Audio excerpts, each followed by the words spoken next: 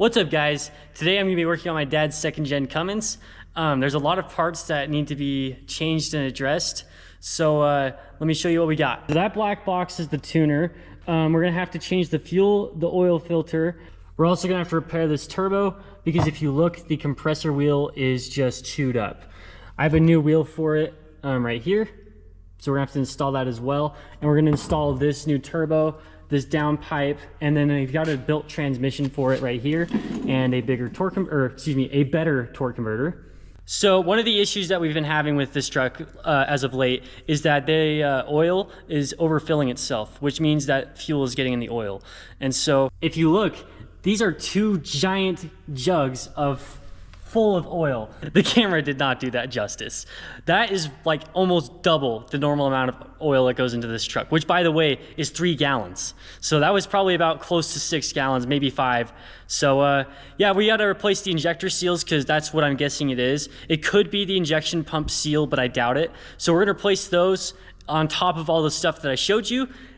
And then we're going to replace another seal because it's leaking oil and it's just kind of annoying. So yeah, let's get started. We'll just start tearing off the old turbo, the old exhaust, and start ripping this thing apart and getting this thing back together and running again in a better form though. So let's get into it.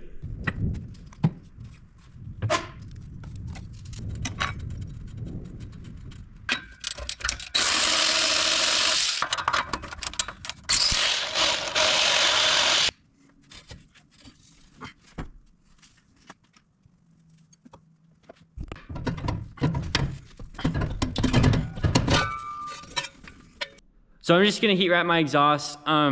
Personally, I don't think it's that controversial of a topic as to why you should add it. So I'm not really gonna talk much about it, but if you don't like it, that's fine.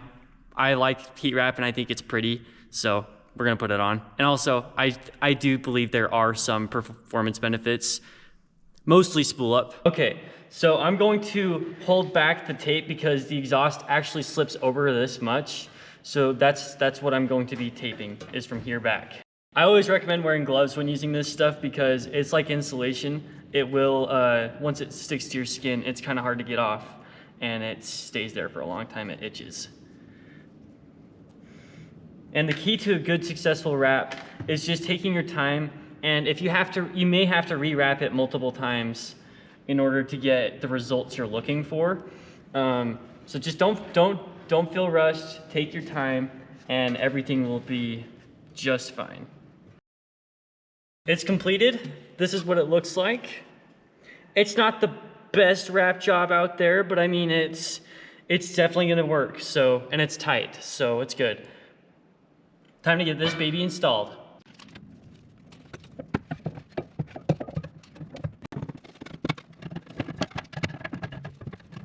All right, now it's time to put this wheel on this HX40, so let's get into it.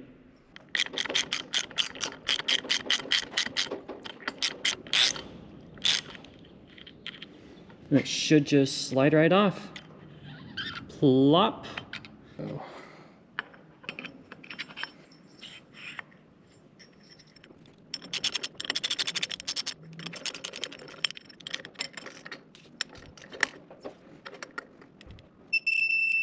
I have a problem. I was gonna throw this compressor housing on, but if you look, the flange where it mounts, yeah, it's not much of a flange anymore, is it? Lots of good that'll do. So basically what I'm saying is that this thing is garbage now because the flange is broken. Like it's just not there anymore. I have a spare 62mm compressor cover on my 12 valve that I just built. Link in the description to that video if you want to see it. So we're going to use that instead, and we'll buy another one later for mine, but we may actually just end up doing a bigger compressor because I have a huge exhaust turbine. So anyways, we'll get that mounted onto this.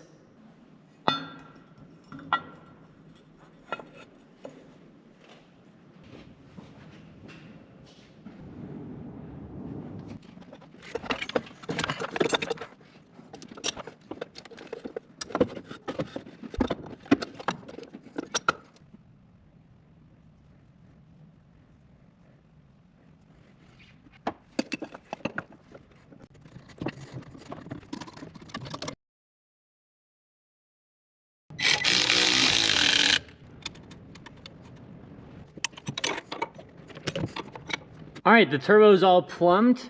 Everything is done except for its intake to the compressor side. So that's what it looks like all pulled it up. It's the original manifold. This is a 14 centimeter exhaust housing, 62 millimeter turbo, 65 millimeter turbine.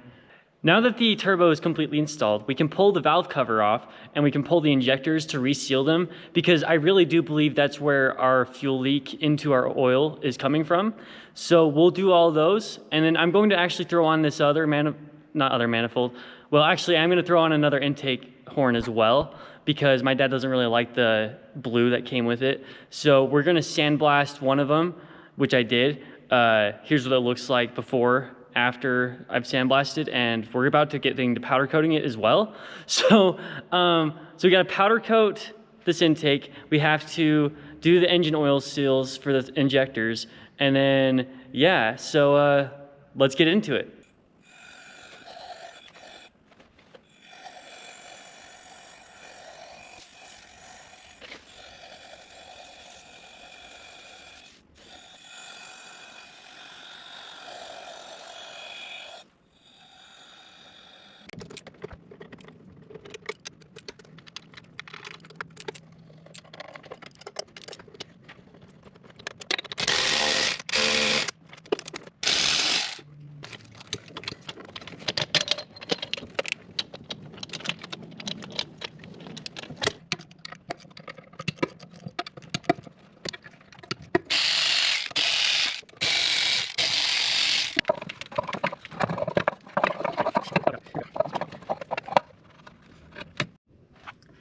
Okay, so the way you remove these injectors off these 24 valves is you have this cap nut that holds down the injector line to the, I don't even know what it's called, the connector tube, that's what it's called.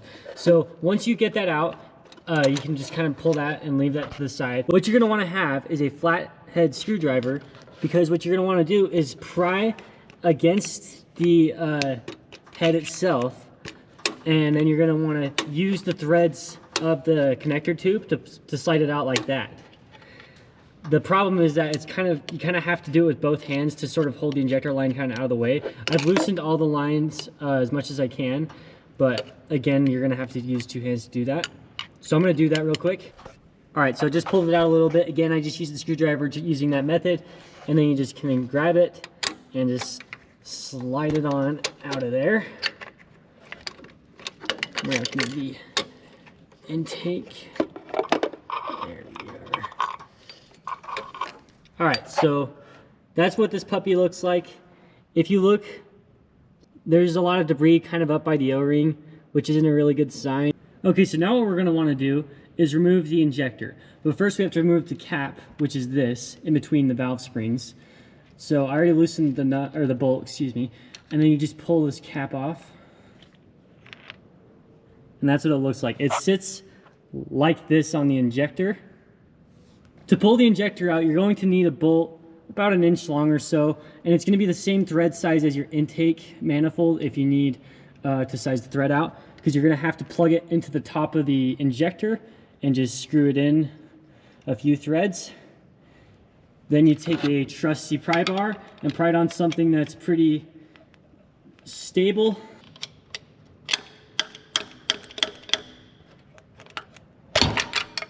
Well, that works too. So I was trying to be very gentle, and that just did not turn out very well. Don't try to do that, because you can damage the injector tips. But that's the injector. Sits down in like that. And that's, yeah. So we're gonna put on all the new O-rings, new copper washers, and we'll reinstall them. So I was gonna use the original injectors and just reseal them, because again, I believe that's where the fuel leak into the oil is coming from. But I thought about it, and I actually have some injectors on hand. The only issue is I'm not exactly sure what size they are. I'm pretty sure they're like 7x9s, which is a pretty moderate size for an aftermarket injector. It's nothing too crazy, but it's good for the street, I believe. So I think we're gonna use those. They're sack injectors. So yeah, we'll install the new injectors, we'll install the new crossover tubes. Because again, I was going to just reseal the original ones, but since I have all new ones, and I'm not using another 24 valve at the moment, and I won't be for a while, why even not? So let's get into it. All right, here are the new ones on the right side. and then the old ones are on the left side. I did wipe down all of the old ones, so they do look kind of new, but if you look, that's kind of where it looks like the fuel is spewing out. It looks like these weren't seated all the way in, and so what happens when they're not seated in is they just spray out of the injector so that they're not getting all the fuel inside the injector, which means fuel gets inside your oil, which is terrible. So anyways, one thing to remember is when installing these new injectors to have these new copper washers, and these have to be installed the proper way because they're keyed on the top, and this has to face towards the intake side in order to be installed correctly.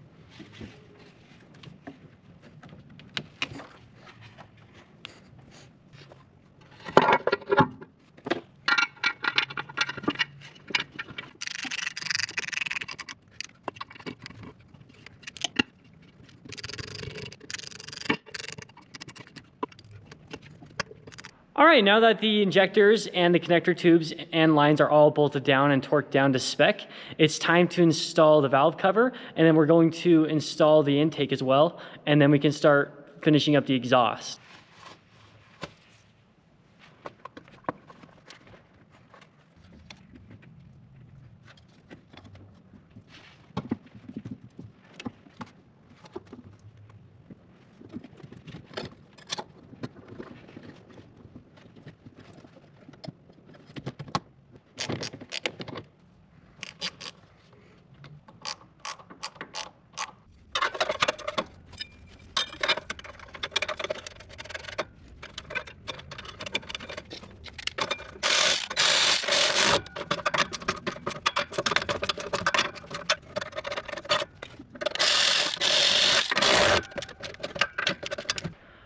All right, now we're going to remove the driveline and we're going to drain the ATF. So let's get into it.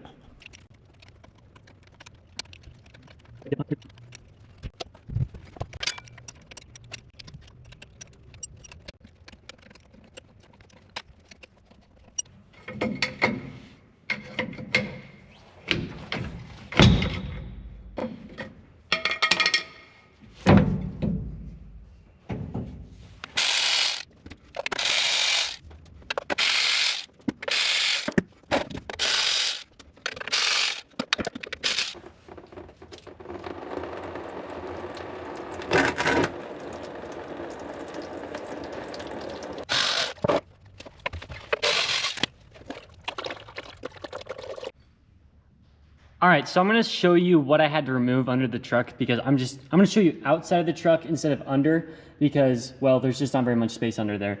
So I had to remove this, which I believe communicates with the ECM. This is the reverse sensor light. This is a hydraulic line.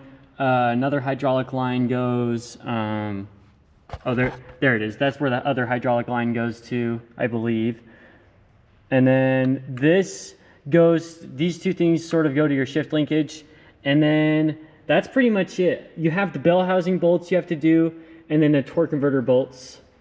Okay, so that's where the transmission used to go. The old transmission's sitting right there.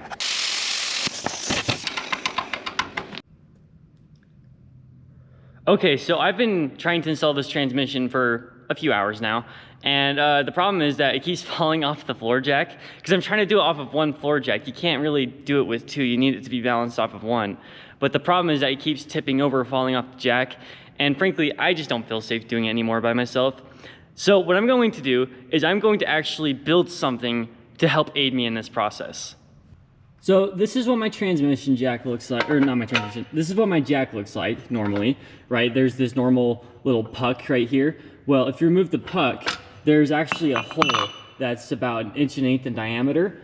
Well, what we're going to do is take this pipe that I have lying around, I cut it out last night, and then we're going to weld it in the middle, so that way that sits perfectly inside.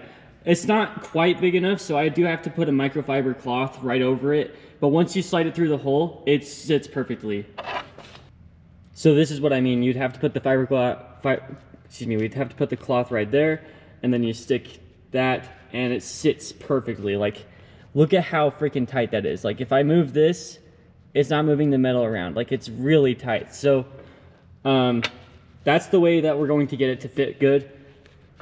Might not be the best way to do it, but I don't really care. So we're also going to be welding some D-rings onto there as well, so that way we can strap from under the transmission all the way over and back under again, so that way we can get a nice clamp on there, so that way I know for certain it won't fall.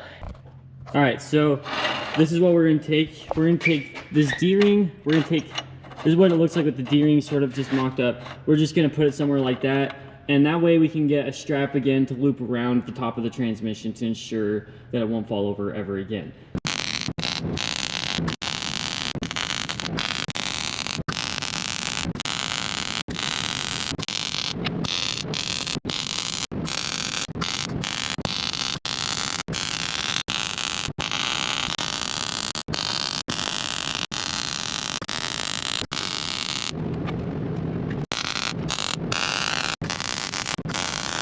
Okay, I finished welding in the transmission mount for the jack.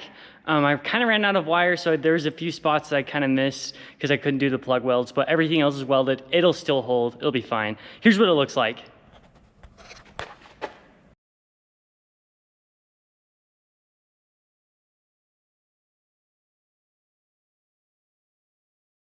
All right, now I'm going to install my transmission on, I'm going to install my dad's transmission on this truck. I'm not going to be able to show you while I'm doing it, but I'm going to show you how it's set up currently under the truck. All right, so here's what it looks like currently under the truck.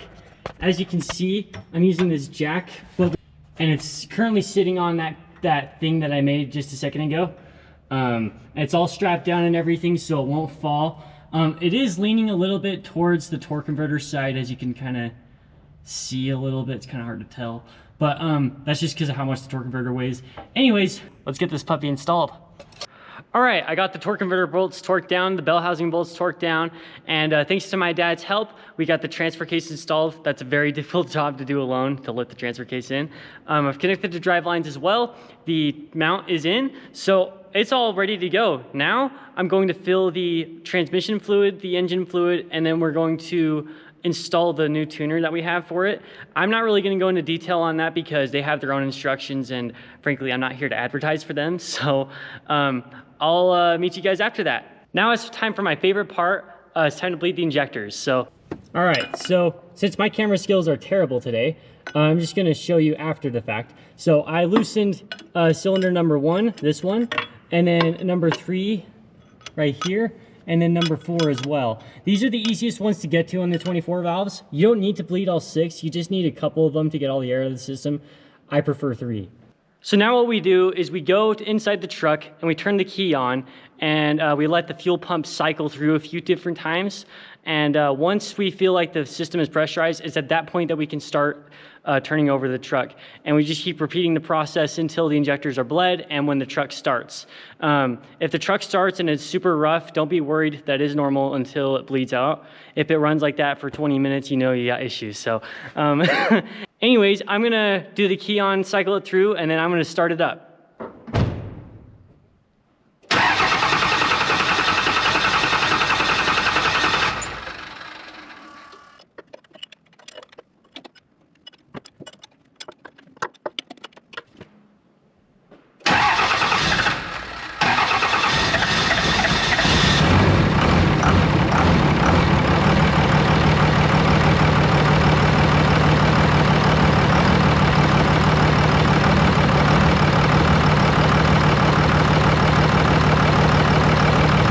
All right, so me and my dad went for a test drive with it. The tuner is not currently working. That's my fault. I have to order a part.